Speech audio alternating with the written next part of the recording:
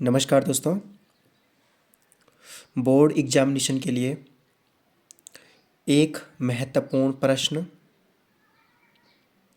प्रश्न है। एक पासे को एक बार फेंका जाता है तो प्रायिकता ज्ञात कीजिए।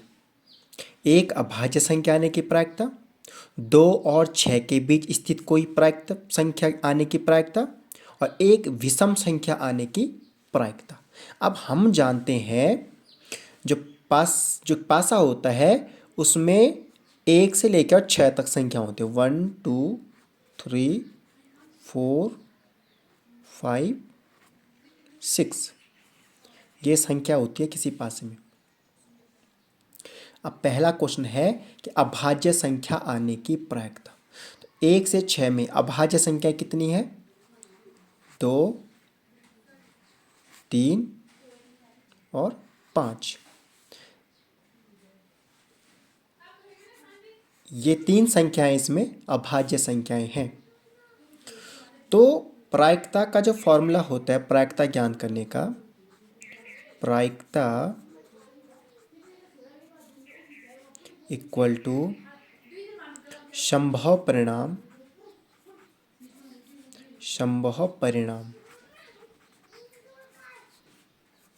अपॉन कुल परिणाम।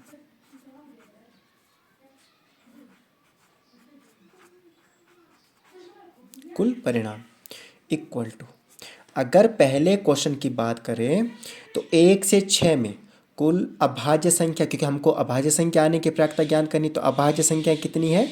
1 2 3। तो कुल अभाज्य संख्या 3 है, यानी कि जब एक पासे को फेंकेंगे तो इन तीनों में से कोई भी संख्या आ सकती है अभाज्य के लिए। तो फिर संभव कितना हो गया? 3 हो गया। और अपॉन टोटल कितना हो जाएगा? 6। 3/6। अब इन दोनों का भी यहाँ से आप काट दीजिए।